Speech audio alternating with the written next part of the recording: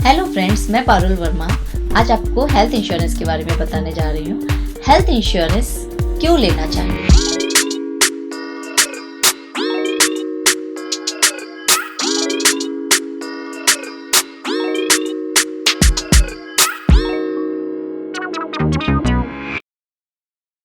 अगर आप medical expense से बचना चाहते हैं, आपको लगता है कि आप अपनी पॉकेट से मेडिकल एक्सपेंस नहीं देना चाहते या आपके पास इतना एक्स्ट्रा मनी नहीं है, भाई मेरे पास तो इतना पैसा नहीं है कि मुझे अगर कोई बीमारी होती है तो मैं उसको अपनी पॉकेट से देना चाहूँ। और फिर जैसे जैसे टाइम आ रहा है, जिस तरीके की बीमारियाँ चल रही हैं, तो पता नहीं किस एज के इंसान को हेल्थ इंश्योरेंस की ज़रूरत हो, चाहे वो बच्चा हो, जवान हो या बूढ़ा हो, हर एज ग्रुप को हेल्थ इंश्योरेंस लेना चाहिए। क्योंकि मेडिकल एक्सपेंस आपके इन्वेस्टमेंट को ख़त्म करता है और हो सकता है आपको उस मेडिकल एक्सपेंस के लिए आपको लोन भी लेना पड़े। हेल्थ इंश्योरेंस होगा या मेडिक्लेम होगा तो आप उस मेडिकल एक्सपेंस से बच सकते हैं।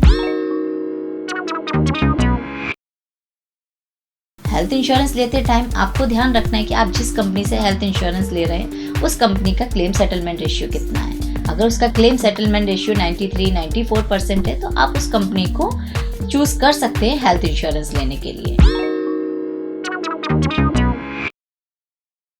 जब हम हेल्थ इंश्योरेंस लेने जाते हैं तो हमें समझ नहीं आता है हमको किस तरीके का प्लान लेना है। आपके पास दो तरीके के प्लान होते हैं, एक होता है फैमिली फ्लोटर, एक होता है इंडिविजुअल। अब आपको लगेगा मुझे इंडिविजुअल में किसको डालना है, फैमिली फ्लोटर में किसको डालना है। लेस देन 60 इयर्स के जितने भी लोग हैं आप उनके लिए एक फैमिली फ्लोटर ले सकते हैं। अगर उसमें से भी किसी को अगर डायबिटीज है या फिर ब्लड प्रेशर है या कोई भी इस तरीके की बीमारी है, उसको एक इंडिविजुअल पॉलिसी लेनी चाहिए, उसको फैमिली फ्लोटर में नहीं जाना चाहिए। अगर आपने मोर देन 60 इयर्स के बंदे को या फिर किसी को डायबिटीज़ है या फिर बीपी है, अगर उसको फैमिली फ्लोटर में डाला तो आपकी प्रीमियम बढ़ सकती है और हो सकता है कि उसमें आपको कुछ कोपे भी लग सकता है। तो फैमिली फ्लोटर आप लेस देन 60 इयर्स के लोगों के लिए लीजिए और जिनको कि कोई प्री एग्जिस्टिंग डिजीज नहीं है उनको। अगर कोई प्री एग्जिस्टिंग डिजीज है या फिर मोर देन 60 है तो उनके लिए आप इंडिविजुअल प्लान लीजिए। अगर आपके पेरेंट्स मोर देन 60 है तो आप पेरेंट्स के लिए एक फ्लोटर, फैमिली फ्लोटर लाइक जिसमें आपके मदर एंड फादर हैं, उनको एक अलग लीजिए। और आप लेस देन 60 वालों को आप अपने आपकी वाइफ और बच्चों को एक अलग फ्लोटर प्लान में डालिए। अगर आपने फैमिली फ्लोटर लिया है और आपने 5 लाख का सम इंश्योर्ड लिया है और आपको कोई प्रॉब्लम होती है तो आपने 5 लाख अगर आपका पूरा हो गया, फिर भी अब आपको लगता है कि मेरा तो 5 लाख या 4 लाख लग गया, सपोज आपकी वाइफ या किसी को भी कोई भी प्रॉब्लम होती है फैमिली में, जो भी लाइफ इंश्योर्ड है, अगर उनको भी कोई प्रॉब्लम होती है तो ऑटो रिचार्ज का ऑप्शन होता है। सपोज आपने 5 लाख का लिया है तो आपके पास अगर 1 लाख ही बचा है, फिर भी दूसरे पर्सन के लिए वो ऑटो रिचार्ज 5 लाख का एक बार हो जाएगा। वो एक ही बार की फैसिलिटी होती है। इसमें ये ध्यान रखना है कि सेम पर्सन सेम इलनेस के लिए ऑटो रिचार्ज काम नहीं करता है। सेम पर्सन, अगर जिस पर्सन ने एक बार 4 लाख का ले लिया है मेडिक्लेम, अगर उसको उसी साल में फिर से भी कोई क्लेम आता है तो वो अगर दूसरी बीमारी है तो उसको वो ऑटो रिचार्ज का ऑप्शन मिलेगा, अदरवाइज उसको ऑटो रिचार्ज का ऑप्शन नहीं मिलेगा। लेकिन अगर उसी फैमिली से कोई और दूसरा बनता है तो उसको 5 लाख का एक एक्स्ट्रा ऑटो रिचार्ज का ऑप्शन रहता है, वो उसको मिल जाएगा। तो आप कंपनी में जब चूज करें या कोई प्लान लें तो उसमें ये देखिए ऑटो रिचार्ज है या नहीं, तो आप इस चीज का भी ध्यान रखिए। नेक्स्ट थिंग, अगर आपने 5 लाख का लिया है और आपको लगता है कि 5 लाख में मेरा काम नहीं चलेगा, आप कोई टॉपअप ले रहे हैं, तो टॉपअप लेते टाइम आप टॉपअप और एक सुपर टॉपअप, दो तरीके के ऑप्शन होते हैं। तो आप टॉपअप ना सेलेक्ट करके सुपर टॉपअप सेलेक्ट करें। अब आपको लग रहा होगा क्या होता है टॉपअप और क्या सुपर टॉपअप है। जो हमारा सपोज ये 5 लाख का जो अपने के पास है बेस कवर है 5 लाख, अगर आपका 5 लाख खत्म हो जाता है, सपोज किसी बंदे को, कोई ए बंदा है, उसका 5 लाख लग जाता है और उसको और पैसे की जरूरत है, तो उसके पास अगर टॉपअप है तो वो टॉपअप से, सपोज उसने 5 लाख का टॉपअप लिया है तो 5 लाख में से उसको वो अमाउंट मिल जाएगा। किसी का मेडिकल एक्सपेंस सपोज 8 लाख रुपए आता है तो 5 लाख तो उसको बेस कवर में से मिल गया, 3 लाख उसको टॉपअप में से मिल गया। ठीक है, अब नेक्स्ट टाइम उसी साल में फिर से उसको कोई प्रॉब्लम आती है और अगर उसने टॉपअप लिया हुआ है तो टॉपअप की ये कंडीशन होती है कि जो 5 लाख का जो बेस कवर है वो आपको अपनी पॉकेट से डालना पड़ेगा, क्योंकि आप एक बार तो ले चुके हैं। ऑटो रिचार्ज होगा नहीं क्योंकि सेम इलनेस है, तो आपको वो टॉपअप तब तक नहीं मिलेगा जब तक आप 5 लाख का बेस कवर नहीं डालते। लेकिन अगर आपने सुपर टॉपअप लिया है तो सेम ईयर में अगर ऐसी प्रॉब्लम आती है तो सुपर टॉपअप की ये कंडीशन है कि अगर आप एक साल में एक बार बेस कवर 5 लाख कंप्लीट कर चुके हैं तो सुपर टॉपअप में अगर आप पहले 3 लाख ले चुके हैं, अगर 2 लाख बचा है तो वो आपको दे देगा, क्योंकि सुपर टॉपअप के लिए बार बार के लिए कंडीशन नहीं होती, लेकिन टॉपअप के लिए कंडीशन होती है कि एवरी ईयर उसको एक डिडक्टेबल अमाउंट जिसे बोलते हैं, डिडक्टेबल अमाउंट जब तक कंप्लीट नहीं होगा तब तक वो अपना बेनिफिट नहीं देगा। इसीलिए आप टॉपअप की जगह सुपर टॉपअप चूज करें। कोपे एक ऐसी कंडीशन है जो कई कंपनीज लगाती हैं कि आपका अगर कोई भी क्लेम आता है तो 80% तो कंपनी देगी और 20% आपको अपनी पॉकेट से देना होगा। तो इसमें अगर 1 लाख का आया तो 80,000 तो कंपनी देगी और 20,000 आपको अपनी पॉकेट से देना होगा। तो ऐसे मेडिक्लेम का क्या मतलब कि आपको अपनी पॉकेट से डालना पड़े। 1-2 हजार के प्रीमियम के फर्क के चक्कर में आप कोपे वाला मेडिक्लेम ना लें। बहुत सी ऐसी पॉलिसीज हैं, बहुत सी ऐसी कंपनीज हैं जो कि डिफरेंट डिजीज पे एक सब लिमिट लगा के रखती हैं कि आपकी हार्ट डिजीज से रिलेटेड कोई प्रॉब्लम होगी तो आपको 2 लाख तक का मिलेगा, किडनी से कोई प्रॉब्लम होगी तो आपको 3 लाख तक का मिलेगा। तो ऐसा भी कवर आप ना लें, क्योंकि एटलीस्ट फ्री होना चाहिए, किसी भी वजह से मैं एडमिट हूँ और पूरा क्लेम मेरा सेटल हो। तो आप इस चीज का ध्यान रखें कि कोई भी डिजीज सब लिमिट ना हो। 2 तरीके की पॉलिसी होती है, एक होती है जोनल पॉलिसी, एक होता है पैन इंडिया। कुछ कंपनीज क्या करती है, जोनल पॉलिसी देती हैं, जिसमें कि क्या होता है, जो छोटी जगह है वहां पर प्रीमियम कम बनता है, बड़ी सिटीज में प्रीमियम ज्यादा बनता है। तो अगर आपने जोनल पॉलिसी ली है, छोटी जगह की आपने पॉलिसी ली है, तो वहाँ पे आपका प्रीमियम कम आ रहा है। लेकिन सपोज आपको कोई प्रॉब्लम हुई, आपको बड़े हॉस्पिटल में एडमिट होना पड़ा, बड़े सिटीज में जाना पड़ा, या आपके हार्ट से रिलेटेड प्रॉब्लम है तो आपको बड़े हॉस्पिटल में एडमिट होना पड़ा, तो वो आपकी प्रीमियम कम होने की वजह से, प्रीमियम कम इसी वजह से थी क्योंकि आपने जोनल लिया था, लेकिन वहां पे आपको कैपिंग लग जाएगी क्योंकि आपने प्रीमियम कम दिया था, आपने जोनल पॉलिसी सेलेक्ट की थी, तो वहां कैपिंग होगी कि आपको हो सकता है कि आपको 80% कंपनी दे और 20% आपको अपनी पॉकेट से देना पड़े। इसलिए आप जोनल पॉलिसी ना लेके पैन इंडिया पॉलिसी सेलेक्ट करें। जिस पैन इंडिया पॉलिसी एक ऐसी पॉलिसी जिसका कि प्रीमियम पूरी ऑल ओवर इंडिया सेम रहता है, आप कहीं भी एडमिट हो, कहीं भी कुछ हो, आपको पूरा क्लेम मिलेगा। नेक्स्ट है, आपको ये देखना है अगर आपका कोई ऐसा सर्जरी है जो आपको इन अ डे हुआ, लाइक आपका स्टोन है, आपका कैटरैक्ट है, ऐसे कई ऑपरेशंस होते हैं, आप सेम डे एडमिट होते हैं, सेम डे आप डिस्चार्ज हो जाते हैं, तो वो आपको पूरा कवर उसमें मिल रहा है या नहीं मिल रहा है, और उसके लिए कितना वेटिंग पीरियड है डे केयर कवरेज के लिए, उस चीजों का भी आपको ध्यान रखना है।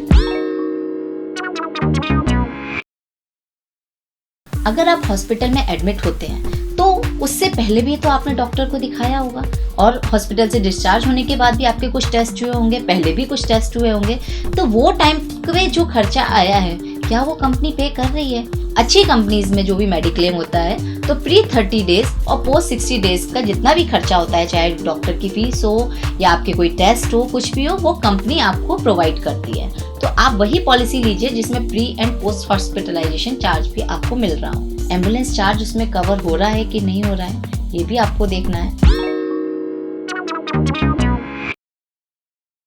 नेक्स्ट आपको ये देखना है कि अगर आपने पॉलिसी ली है तो उसके लिए वेटिंग पीरियड कितना है। आजकल कोविड के टाइम में कोविड के लिए वेटिंग पीरियड 15 डेज है, और कोई भी इमरजेंसी आती, कोई भी सडन डिजीज होती है, कोई भी सडन ऑपरेशन होता है, उसके लिए वेटिंग पीरियड 30 डेज का होता है, जो एक कॉमन है, जो हर कंपनी में आपको मिलेगा। और प्री एग्जिस्टिंग डिजीज के लिए डिफरेंट है, किसी कंपनी में 2 साल का है, किसी में 3 का है, किसी में 4 का है। अगर आप चाहें तो अपना वेटिंग पीरियड कम कर सकते हैं, उसके लिए थोड़ा बहुत प्रीमियम आपका बढ़ के आएगा।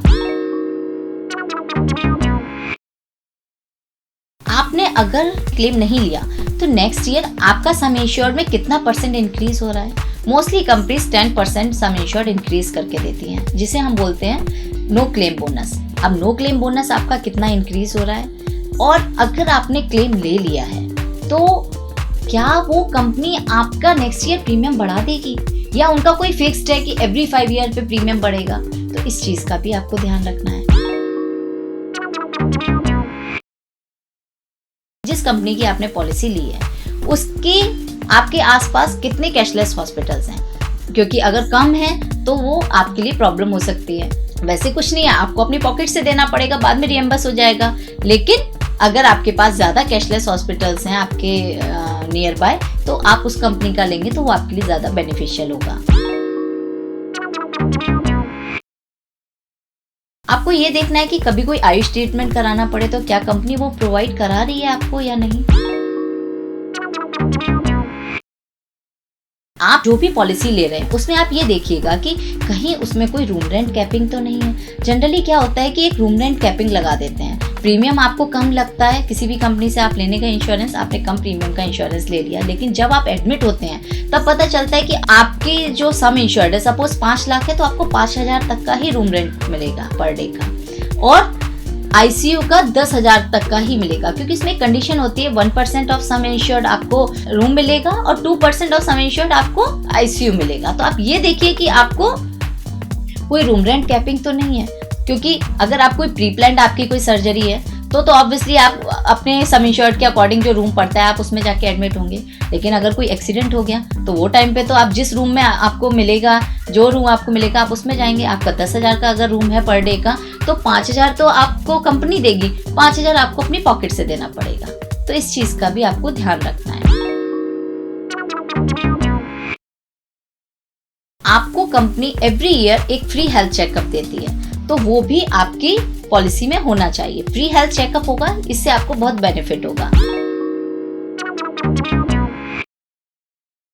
आजकल बहुत से लोग कोरोना की वजह से एडमिट होते हैं और मेडिक्लेम उनका होता है, उसके बाद भी कुछ % उनको अपनी पॉकेट से देना पड़ता है। उसका रीजन ये है कि उन्होंने जब पॉलिसी ली थी उस टाइम पे उन्होंने नॉन कंज्यूमेबल आइटम का जो राइडर होता है वो उन्होंने ऑप्ट नहीं किया था। तो अगर आप कोई भी हेल्थ इंश्योरेंस पॉलिसी ले रहे हैं, कोई भी मेडिक्लेम ले रहे हैं, तो नॉन कंज्यूमेबल का जो राइडर रहता है वो आपको जरूर लेना चाहिए। उससे क्या होगा कि आपके बहुत से नॉन कंज्यूमेबल आइटम होते हैं वो आपके कवर होंगे। जैसे आजकल पीपीई किट है, आपका सैनिटाइजर है, आपका सिरिंज है, मास्क है, बहुत सारे ऐसे आइटम्स होते हैं जो ऑपरेशन के टाइम पे या आपके ट्रीटमेंट में यूज हो रहे हैं, वो कंपनी चार्ज नहीं करती। वो अगर आप ऑप्ट करेंगे तो अभी आपको उसका चार्ज मिलेगा। अगर आप ऑप्ट करते तो ज्यादा डिफरेंस नहीं आता, हार्डली 1,000 रुपीज का आपके प्रीमियम में फर्क पड़ता है। लेकिन जब आप उसका पेमेंट करने जाते हैं तब लगभग 1-2 लाख का डिफरेंस आता है। तो आप अगर उस राइडर को ऑप्ट करेंगे तो वो आपके लिए काफी बेनिफिशियल होगा। अगर आप कोई भी मेडिक्लेम लेने जाते हैं तो उसमें एक अनलिमिटेड रिचार्ज का भी ऑप्शन होता है। जैसे मैंने आपको बताया ऑटो रिचार्ज आपके सम इंश्योर्ड जितना भी है उसका एक बार ही ऑटो रिचार्ज होगा। सपोज आपने 5 लाख सम इंश्योर्ड का लिया है तो एक बार और 5 लाख वो साल में आपका ऑटो रिचार्ज होगा।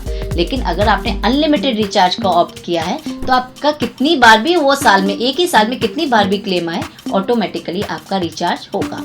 तो आप मेडिक्लेम लेते टाइम इन चीजों का जरूर ध्यान रखें। अगर आपने इन चीजों का ध्यान रखा तो कभी भी आपका क्लेम रिजेक्ट नहीं होगा। सेकंड थिंग, आप सही पॉलिसी चूज कर पाएंगे। थर्ड थिंग, सही कंपनी चूज कर पाएंगे। फोर्थ थिंग, आप अपनी पॉकेट से एक भी रुपए नहीं देंगे, आपको नॉन कंज्यूमेबल आइटम का भी पेमेंट कंपनी ही करेगी। तो वो आप राइडर को भी सेलेक्ट करें। आई होप आपको ये मेरा वीडियो पसंद आया हो। अगर ये वीडियो पसंद आया तो इस वीडियो को लाइक करें, शेयर करें और इस चैनल को सब्सक्राइब करें। Thank you.